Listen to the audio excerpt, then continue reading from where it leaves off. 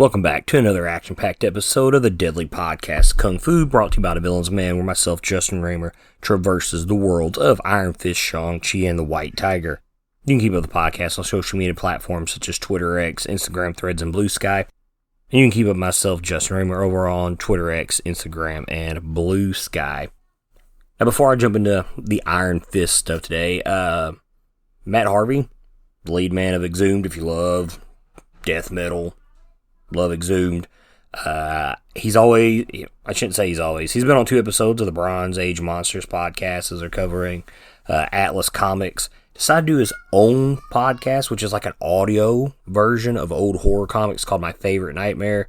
I just wanted to shout this out, just kind of giving him the rub, not that he needs it. The dude has got all types of stuff going on.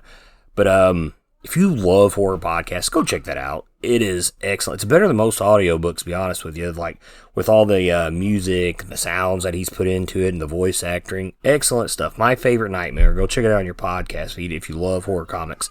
Like myself, the guy who's trying to write horror comics. It's great. But anyways, we're going to talk about the main event today. Today, on this day, September 10th, Undead Iron Fist #1 has come out.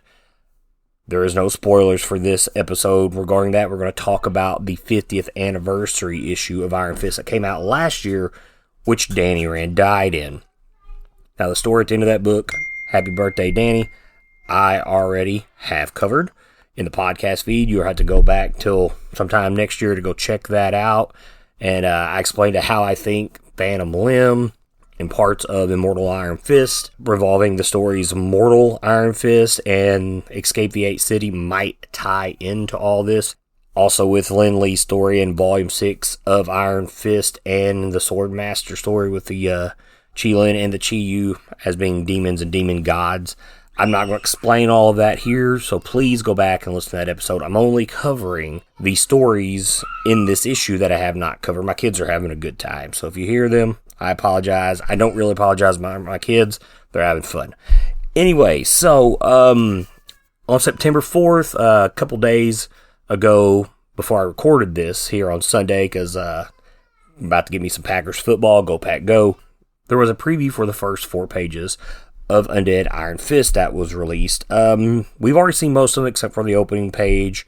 I'm not going to spoil that if you haven't seen it, but I'm just going to kind of read. I'm going to read the narration that we've got going on here. You have come a long way, hero. You were born into riches, the heir of a business empire, later trained to be the ultimate weapon in a faraway mystical land. You became immortal by slaying a magical dragon. Then you came down to earth as a defender of the oppressed, a hero for hire. Pretty exciting stuff. Super, super excited. So with this episode, go ahead and listen to Painful Lessons from Daredevil Volume 7, number 11, which is the Lin Lie story that features Daredevil, that I think also will tie into Seen and Undead Iron Fist #1. Like I said, I've talked about all this with Happy Birthday, Danny. Go listen to that episode, listen to Painful Lessons, and listen to this all together. Because there's not so much here that I think will tie into what we see, except for one of the stories, and we'll get to that when we get there. But let's move on. Iron Fist 50th Anniversary issue was released on August 14th, 2024. 19 other titles from Marvel Comics.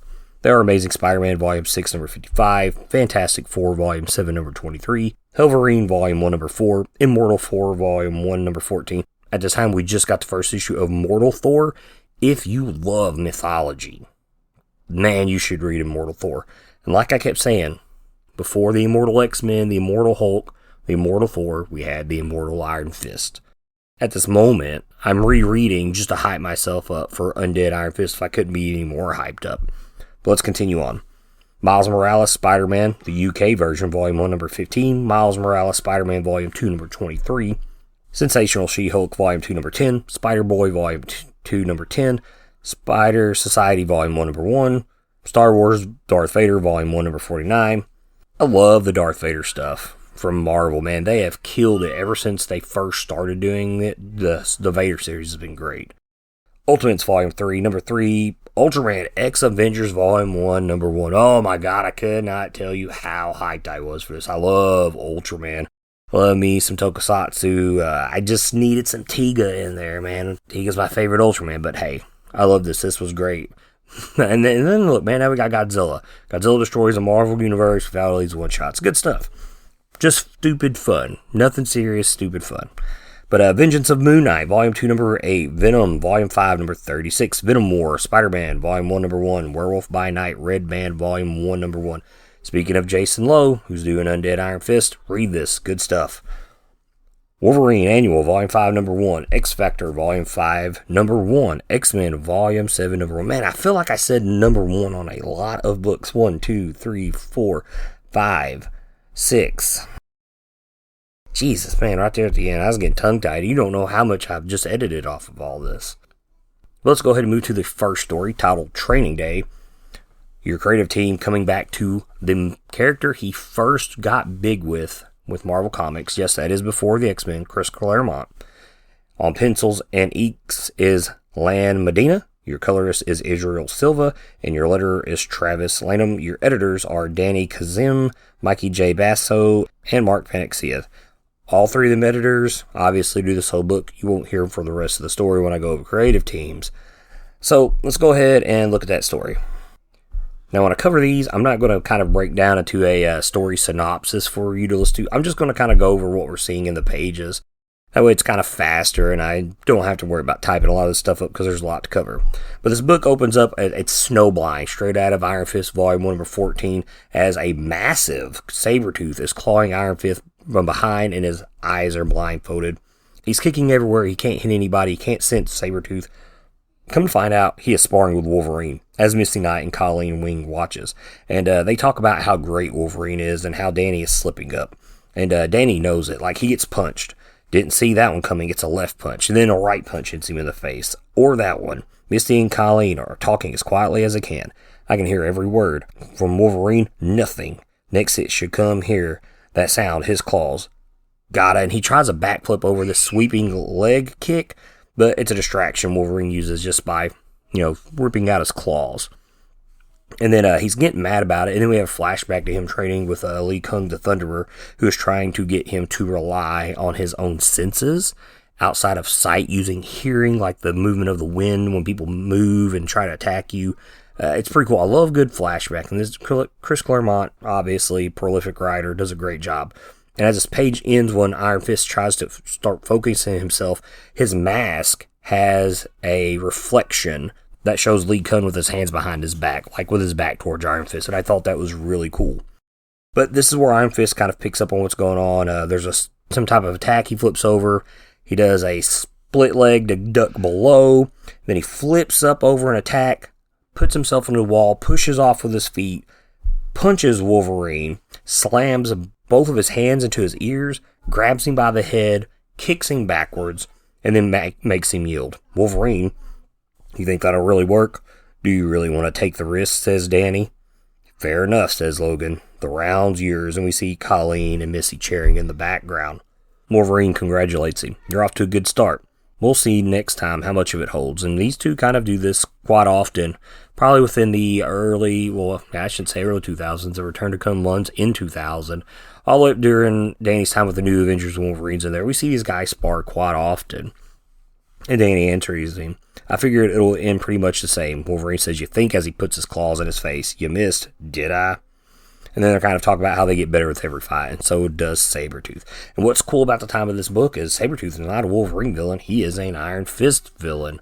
So I think that's pretty cool. It's a while before he even shows up and fights Wolverine in any of the X-Men titles.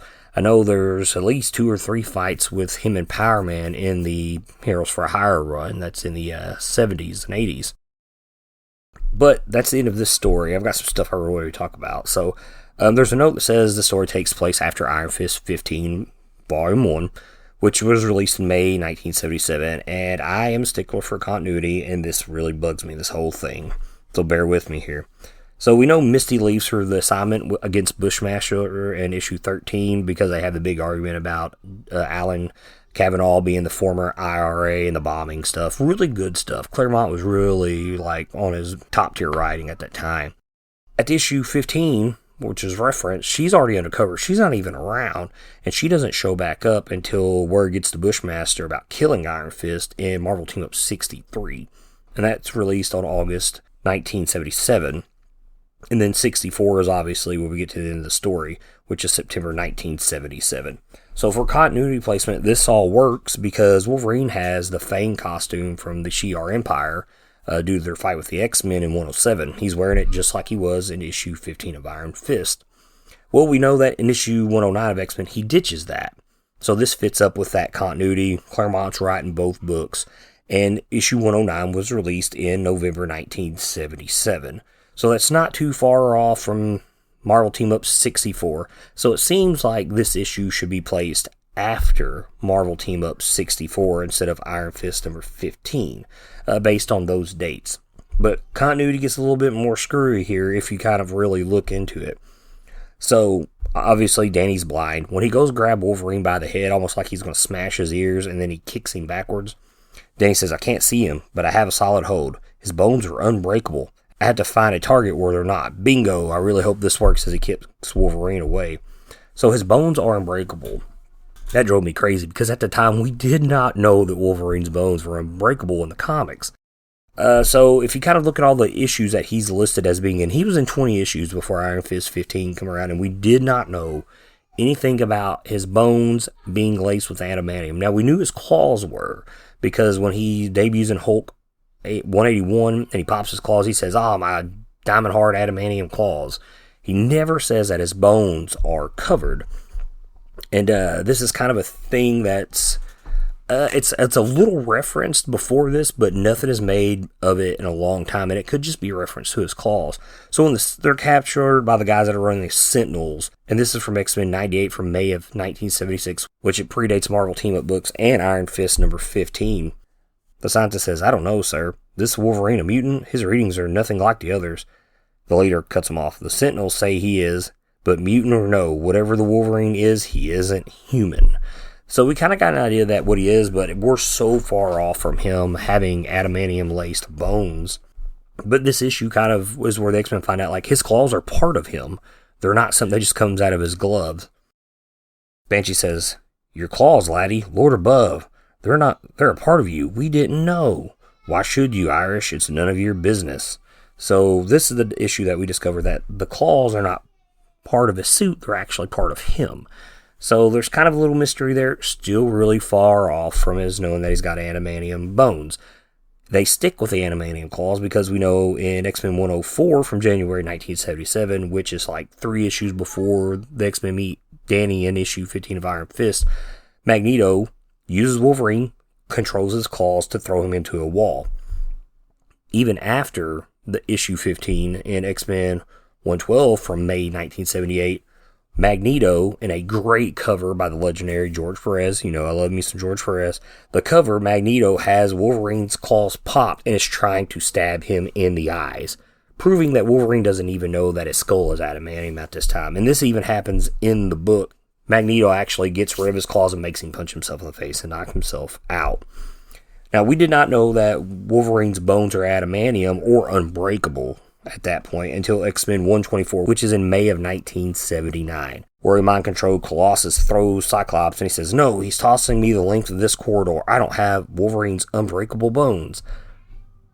Now, that I'm understanding, I haven't seen anything before this that says that his bones are unbreakable, but there's enough evidence to show that they're not. So that continuity part just kind of really got me. But 2 issues later, in 126, when Mastermind's trying to really work his mind on Wolverine, he says, "Metal, this X-Men's full of metal, alien, deadly to me." And Wolverine says, "It ain't just metal, sweetheart. I got a skeleton made of $3 million worth of adamantium. But if you think my bones are dead, you get a load of my claws." So has he known this entire time as maybe what Claremont was implying in that book? But still, it's like Claremont kind of got things mixed up, which is fine. There's a lot of history for him to work with here. It's just kind of, it bugged me a little, because you expect a little bit more with all this continuity that both him, that he wrote, because we really don't dive into what Wolverine is until the Weapon X story and Marvel Presents, so, which is, I think, like 77 71, 72, somewhere around there on that storyline. But yeah, just kind of irked me a little for continuity. It has nothing to do with Iron Fist, but I kind of just wanted to get that off my chest. The next story is called Iron Fisticuffs. I love this story. It's written by Alyssa Wong, who wrote all of the Lin Lie Iron Fist stuff, even up to this point. So she's got a 5-issue story. She's got the Axe tie-in, and now she's writing Iron Fisticuffs. Your penciler and inks go to Vaughn Randall, the guy who designed the Undead Iron Fist look. We've already discussed all this. It's been all over the internet. If you're following me and all the guys that do the Iron Fist stuff on Twitter and Instagram and Threads, you've already know this. Colorist is Alfred Prianto. Your letters go to Travis Lanham. My guy Herman Schultz of Shocker. I love Herman Schultz of Shocker. The first book I ever got signed by Stan Lee many moons ago, when it was still dirt cheap to do so, was Amazing Spider-Man number 46. The Shocker is my favorite Spider-Man villain. I love Herman the Schultz Shocker. Just FYI, we used to play this game called Assassins at my old comic book shop when I was younger. And basically, everybody had code names. Mine was Herman the Schultz Shocker. We took pictures. I had a beanie on with some sunglasses. I had a cigarette in my mouth. And we all carried water guns. And what we did is we put everybody's names in a big pool. Everybody pitched in money. And you had a month. So if I killed whoever I pulled as my target, I got their target for the next one. And whoever could rack up the most targets won the prize for the month, money-wise. And store credit. It was a lot of fun. But anyways, this story is really, really good. I had a lot of fun with this. So it starts off with Shocker blasting at Pei, who is jealous, we find out, of Lin Lie being the next Iron Fist. So they're teaming up trying to fight the Shocker. Shocker's giving him a really good run for the money. When the Shocker's written right, he is a threat. He's always been a threat to Spider-Man until the superior foes of Spider-Man, when it was written as a joke, which was hilarious, but it hurt me very deeply. But anyways, so they're battling, Lin's getting distracted. And this is the first time we see him, or really even Pei, after the events of Avengers X-Men Eternals, which is called Axe, or Judgment Day. So, Shocker blasts Lin. He thinks he's got him beat. Pei jumps it away, kind of mouthing. He doesn't even want to fight her because he's a child, and I love this. Whose child is this? Are you 8 years old? 8? You think I'm 8? I can't tell how old kids are. I'm in middle school. Shoo, little girl. I was hired to take out an Iron Fist, not random children. Go do your homework or something. And then wham, she punches him from behind and makes a pretty decent crater out of the rubble. So, and I love this. She says, I'm an Iron Fist, jerk. Maybe you're going senile in your old age. I can't tell how old adults are, but what are you, 60? She's pretty close, because at the release of this book, the Shocker's been around for 59 years. He debuted in 1966 in December in Amazing Spider-Man number 46. So, good joke by Alyssa Wong there. I really liked that. But anyways, he blasts her. She dodges. Lin's trying to save everybody. And then Shocker's got him. There you are. You can't fight me like this. And he's got an old lady on his back. And Lin realizes, oh man, I'm kind of screwed. Not without putting that nice old lady in danger. Listen, I don't need you dead. Just incapacitated for the next, 12 hours. You don't have to make this job Why don't you make this job easy for me, for both of us, and give up? And the old lady points at him. He says, get his ass, sonny. Yes, ma'am. So Shocker blasts him. He says, man, the things I do for money, I swear. Lin rolls up the wall to escape, and then boom, Pei hits him from behind. Smashes him into the ground. Shocker does the classic earthquake thing, causes a crater, which puts a lot of doubt into Lin's mind. Pei has to talk him up to remind him that he is the Iron Fist. Both of them team up to go after Sherman. They have this really cool thing. So Pei leaps up, punches Sherman. Both the Iron Fist knuckle bump. We get the brand of Shao-Lao and the Chi, and both of them come after him. And the last page is pretty sweet, this last panel. So we have Lin in the background. His shards are all formed up into his little chi sword. The other arm is surrounded in a chi dragon. Below him, Pei is kicking out. Both fists are flaming with chi. Shocker standing there, both arms reared back like he's about to bring them forward and blast them. And his vibro gauntlets are glowing with energy, which he doesn't use energy. He blasts you with highly concentrated air. But anyways, Really cool story. Had a lot of fun with this. Loved it. Now, my one thing is, Lin tells Pei that she's an Iron Fist for life, so she's got this doubt going on. And she says, you've got the power of Shou Lao, and I don't anymore. He says, so what? The dragon chose you, and we get a flashback to Living Weapon, Iron Fist. And we get a flashback to Iron Fist, the Living Weapon. Great series. Shou Lao saw your spirit in a time of crisis, your courage and desire to protect. He made you an Iron Fist. The power lives in me now, but that hasn't changed. You're an Iron Fist for life. Interesting way of putting that. I've always wondered if we'll ever get more with that, because I thought that was a really great way to put that, based on what happened with him in the Axe one-shot, where he asked Shou Lao for the chi and it was given to him instead of basically plunging his hands into his heart, which is the traditional way. So I thought that was pretty cool. My only complaint with this, and this might be just due to Von Randall's art style, he's not very sharp and precise. His art is kind of really free, not like crazy free like Ben Templesmith or anything like that. It's not like a Todd McFarlane. I love his art. I think his art is great. He killed it in Ultimates number 15 with Shang-Chi and his ancestors, what I'm going to assume. I love the art on this. I think he needs an Iron Fist book. He's already said he wants to work on an Iron Fist book, and I hope the man gets a chance because I love his art.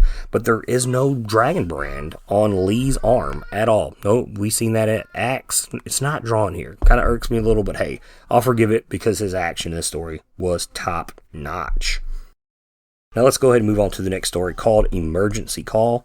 Your creative team is Justina Ireland. I'll take the name Justina. I think that's a nice name. Pencils, inks, and colors go to Elena Casagrande. Letters go to Travis Laham. So this story kind of offsets all the action that we've got, and it's a comedy beat. So Misty and Colleen are flying in like a Mustang, is what I'm going to assume it looks like, maybe a Charger, to help an emergency that Danny has called them for. They bust into the center like, man, this is really quiet. What's wrong?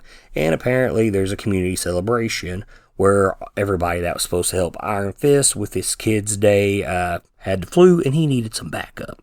And at first, they're extremely annoyed with him until he's like, Misty, you can supervise a 3-on-3 tournament. Colleen, can you help out the craft table? You could tell they're super annoyed. But next thing you know, Misty's kind of giving all the kids playing basketball pointers. She's super excited. Then we see Colleen. She's got her thinking face on, tongue stuck out of her mouth. She's got that pug life going on. That's what I tell somebody at work. Because when they're always thinking, their tongue is hanging out of their mouth. And she's a boom, paper crochet. She's got all the kids holding hands, that thing you cut out. I don't know what you call it. I never did it in school. But anyways, so Danny's like, hey, how's it going? And they're like, oh, great, we're having fun. Then these punk-ass kids, led by Timmy, come in. Colleen's like, hey, do you want to do some origami? We can make jumping frogs, we can make geese, we can use glitter. And then Misty's like, or you can play some basketball, we need a couple of players. And they're just kind of not having it. And their leader, Timmy's like, no way, man, I don't go for that kid stuff. He said, you won't even hang out to have a snack? He says, wait, is that cotton candy? So, yep, they decide to get in. And Misty says, I can get what you mean about it being an emergency now. Yeah, we work hard to protect the city, but it means nothing if we aren't building the community, answers Colleen. Danny, he's kind of embarrassed, kind of rubbing the back of his head. He's got the anime sweat bubble thing on his forehead. He says, actually, I said that because I don't want to be left here with these kids alone. Misty is pissed. You've got to be kidding me, she storms off. Colleen's got her hand over her face like, really? You're buying us dinner. I mean it. And then he kind of ushers them towards the snack table. Sure, can I interest you in any cotton candy? It's a good little comedy beat to kind of break up the action, considering what we get to into this book. Now, the next one, it's comedy too, and it's hilarious. And it's called Heroes for Hire by Frank Terry. Pencils go to Ty Templeton, who also does inks. D. Cunningham does the colors, and Travis Lanham is on the letters.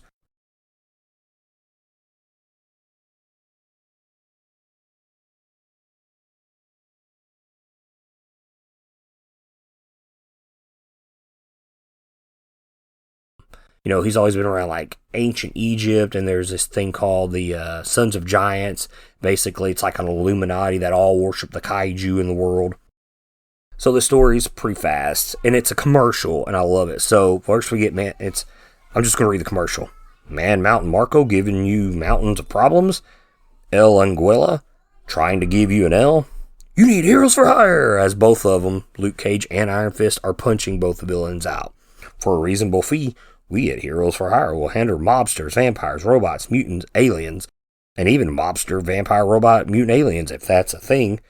Misty says, what about Galactus? Danny says, yeah, don't call us for Galactus. That's a bit out of our league. Call a Fantastic Four or the Avengers for that instead. Then Misty kind of really is interrupting the commercial. Couldn't people just call the FF or the Avengers for some of that other stuff too? Colleen says, yeah, plus those guys are free. Danny says, yeah, but people will want to call us, right, guys? Or, on account of our business that this commercial is for, right? Luke says, also, those guys ain't gonna bust some ass like we will. Heroes for Hire, we'll bust your ass. Danny says, we agreed on no catchphrases, Luke. Too late now. Danny says, somebody, give him out the number. Luke screams, 155, bust ass. That's not our number. And then we get the title, which is perfectly placed. Heroes for Hire, we'll bust your ass. Love it. Great comedy beat to set you up for Happy Birthday, Danny, which brings us the death of Danny Rand, which left all of us fans shocked, which left all of us fans angered, with the QR code where we had to go online just to see the skeletal chi-fueled hand of Danny rise from the grave. Now, some questions I have after this series, and most of it is Iron Fisticuffs and Happy Birthday, Danny. So the big question is, how did the fight between Lin, Pei, and Shocker go? I love Shocker. Very curious to know. So Lin has literally done nothing since this story. Pretty much since he's been Iron Fist, he's done nothing. I hate that. I know a lot of people don't want Lin as Iron Fist. I'm very curious to see where it's going to go. I don't hate it. I like the Chi-Yu stuff. I really like the mythology it's tied to the character. Sure, I want Danny back as Iron Fist, but, this book, I covered it. Like, this book proves to us that there is a Iron Fist family like there's a Bat family. All these guys can be Iron Fist. There's no reason for it not to.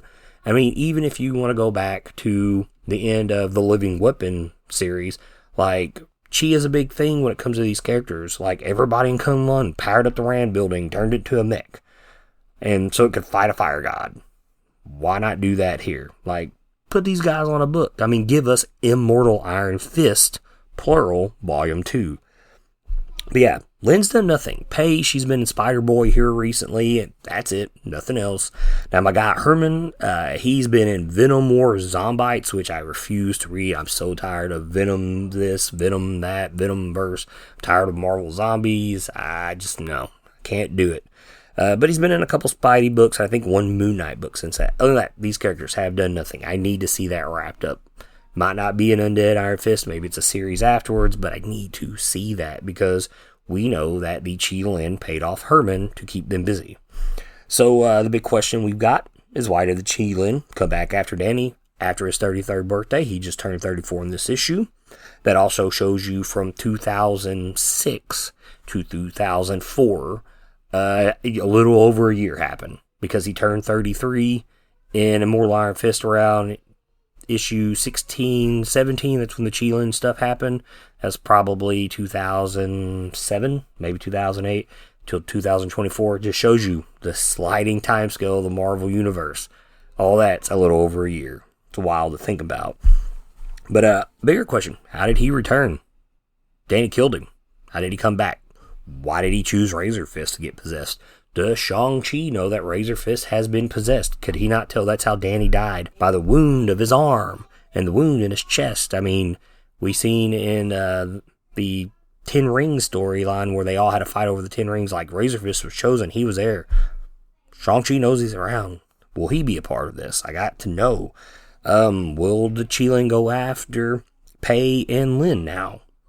Because clearly they defeated Herman. Or maybe that's just, we know Lin's not around, but still, they had to defeat him. I love the Shocker, but he's a jobber. I hate saying that, but he's a bigger jobber than most people in wrestling. So, but yeah, those are just questions I have, just off this book. Now, obviously, the preview pages we've had from Undead Iron Fist has left us with a lot of questions. What's that white dragon? What's the deal that they made? We see the new branding on Danny's chest. How long does he have? We know there's some time limit. I'm wondering if he's just not being fooled and he's not possessed by the Lin or something. I'm not sure. But like I said, go back in the podcast feed. Please listen to Happy Birthday, Danny. And you're going to hear me talk about, Painful Lessons. Go listen to that. It's out right now from last week.